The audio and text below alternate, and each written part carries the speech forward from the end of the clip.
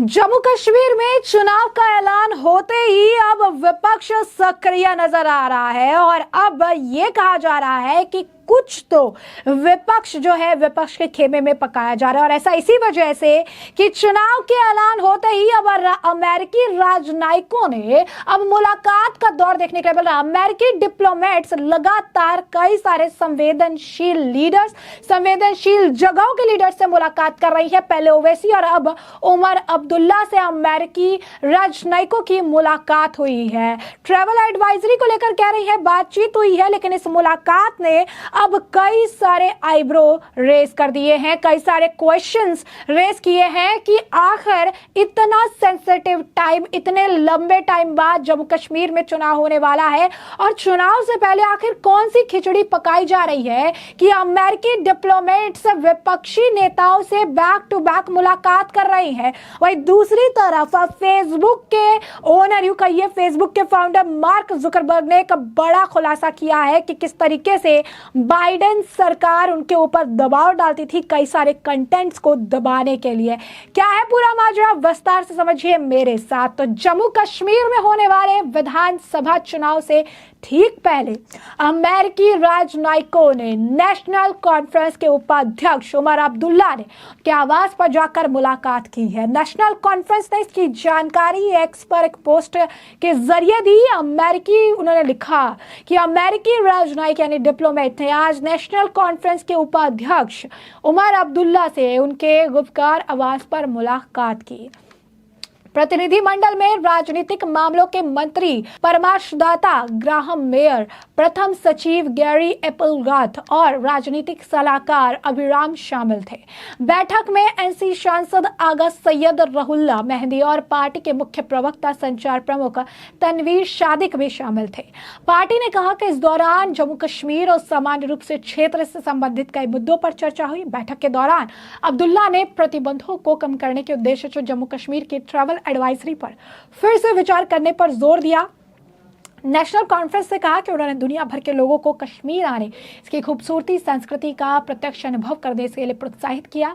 उन्होंने डिप्लोमेट्स को अपने परिवारों के साथ कश्मीर आने के लिए आमंत्रित किया ताकि अमेरिका और दुनिया के अन्य हिस्सों से आने वाले पर्यटकों के विश्वास पैदा करने के लिए पहला कदम उठाया जा सके। सेना के रिटायर्ड ब्रिगेडियर ने महालिंगम ने अमेरिकी राजनयिकों के विपक्षी नेताओं से मुलाकात को लेकर सवाल उठाए और सिर्फ रिटायर्ड ब्रिगेडियर ने नहीं, सोशल मीडिया पर धड़ल्ले से इस मामले को लेकर सवाल उठाए जा रहे हैं।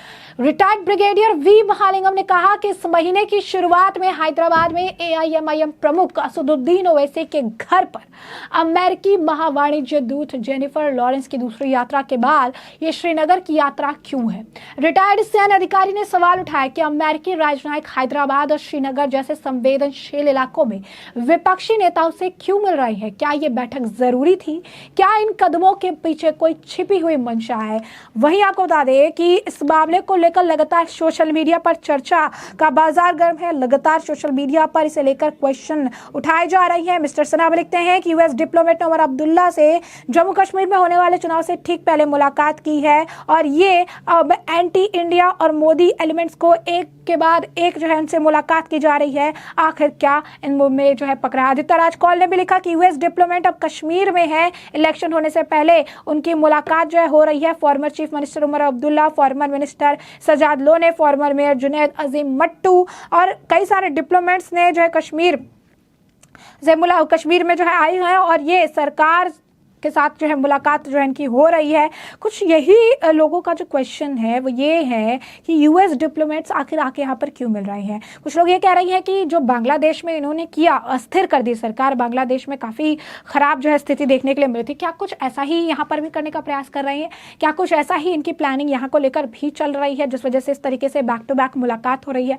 चुन चुन के विपक्ष के उन नेताओं से मुलाकात की जा रही है जो कहीं ना कहीं अस्थिरता पैदा करने का प्रयास जो है कर हैं, अस्थिर करने का प्रयास कर रही हैं। और कहीं ना कहीं ये बहुत बड़ी बात है कि इस तरीके के अस्थिरता लाने के लिए इस तरीके से विपक्ष के उन नेताओं को चुना जा रहा है जो काफ़ी जज्बाती बयान देते रहते हैं, काफ़ी अगर आप कहेंगे कि लोगों को भड़काऊ जो है बयान देते रहते हैं। उमर अब्दुल्ला ने आर्टिकल 370 को लेकर कहा था कि वो कल कांग्रेस भी से लेकर कह रही है कि हमारी पार्टी आए तो हम निरस्त करेंगे। बहुत सारी बातें जो है कही जा रही है। ऐसे में इस संवेदनशील मौके पर जब चुनाव इतने लंबे समय बाद होने वाले हैं, ये मुलाकात कई तरह के सवाल खड़े कर रहे हैं। अब आ जाते हैं फेसबुक को लेकर कि क्या फेसबुक द्वारा खुलासा किया गया है। तो इससे पहले मैं आपको बता दें कि अमेरिकी अधिकारियों से मुलाकात उस समय हो रही है जब अगले महीने कश्मीर में चुनाव होने वाले। चुनाव आयोग ने 16 अगस्त को प्रेस कॉन्फ्रेंस कर कश्मीर में चुनाव कराने का ऐलान किया था। राज्य में 18 सितंबर, 25 सितंबर, 1 अक्टूबर को 3 फेज में वोटिंग होगी। जम्मू कश्मीर में विधानसभा की कुल 90 सीटें हैं। अब ऐसे में 2019 में जम्मू कश्मीर में धारा 370 हटने के बाद पहली बार घाटी में चुनाव होने जा रहा है। धारा 370 हटाने के बाद ही कश्मीर के 2 हिस्से जम्मू कश्मीर, लद्दाख में बांटकर केंद्र शासित प्रदेश बना दिया गया था। अब ऐसे में आइए बात कर लेते हैं मेटा सीईओ मार्क जुकरबर्ग को लेकर। तो मार्क जुकरबर्ग ने बड़ा आरोप लगाया है और बाइडेन सरकार को लेकर कुछ तीखी बातें जो हैं उन्होंने सामने रखी है। मेटा के मुख्य कार्यकारी अधिकारी मार्क जुकरबर्ग ने बाइडेन प्रशासन पर बड़ा आरोप लगाया। उन्होंने हाउस जुडिशरी कमेटी को लिखे एक पत्र में आरोप लगाया कि बाइडेन कमला हैरिस प्रशासन ने मेटा की टीमों पर कोविड से संबंधित पोस्ट को सेंसर करने के लिए बार बार दबाव डाला था। जुकरबर्ग ने आगे कहा कि उन्हें इस बारे में अधिक मुखर नहीं होने का अफसोस है। जुकरबर्ग ने पत्र में कहा 2021 में व्हाइट हाउस सहित बाइडेन प्रशासन के वरिष्ठ अधिकारियों ने हास्य और व्यंग सहित कुछ कोविड-19 सामग्री को सेंसर करने के लिए महीनों तक हमारी टीमों पर बार बार दबाव डाला। जब हम सहमत नहीं हुए तो उन्होंने हमारी टीम के प्रति बहुत निराशा व्यक्त की। अतः हम इस दबाव के मद्देनजर कोविड-19 से संबंधित परिवर्तन करते हैं। जुकरबर्ग ने पत्र में आगे कहा कि मेरा मानना है कि सरकार का दबाव गलत था और मुझे अफसोस है कि हम इसके बारे में अधिक मुखर नहीं रहे। मैं दृढ़ता से महसूस करता हूं कि हमें किसी भी दिशा में किसी भी प्रशासन के दबाव में कारण अपने कंटेंट मानकों से समझौता नहीं करना चाहिए और अगर ऐसा कुछ दोबारा होता है तो हम पुश बैक के लिए तैयार हैं। उन्होंने कहा कि रिपब्लिक पार्टी की न्यायपालिका पर सदन समिति ने सोशल मीडिया प्लेटफॉर्म एक्स पर मेटा सीईओ के पत्र के बारे में जानकारी दी। इससे बताया मार्क जुकरबर्ग ने सिर्फ 3 बातें स्वीकार की। यह पहला कि बाइडेन हैरिस प्रशासन ने अमेरिकियों को सेंसर करने के लिए फेसबुक पर दबाव डाला। दूसरा, फेसबुक ने अमेरिकियों को सेंसर किया है। तीसरा, फेसबुक ने हंटर बाइडेन लैपटॉप कहानी को दबा दिया था। फ्री स्पीच के लिए बड़ी जीत। जुकरबर्ग ने पत्र में एक और प्रकरण को याद किया जिसमें उन्होंने आरोप लगाया कि फेडरल जांच ब्यूरो FBI ने मेटा को 2020 के चुनाव के पहले बाइडेन परिवार और बरिस्मा के बारे में संभावित रूसी दुष्प्रचार अभियान के बारे में चेतावनी दी थी। इसके बाद मेटा ने जो बाइडेन के परिवार से जुड़े भ्रष्टाचार के आरोपों पर एक स्टोरी को गिरा दिया था, लेकिन मेटा सीईओ का दावा है कि रिपोर्टिंग रूसी दुष्प्रचार नहीं था और स्टोरी को गिराना नहीं चाहिए था। यानी कहीं ना कहीं बाइडेन सरकार किस तरीके से काम कर रही है ये बात उन्होंने बताई। किस तरीके से डिस्टेबलाइज करने का जो है सरकार को प्रयास किया जा रहा है ये बात भी उन्होंने खुलकर बताई है।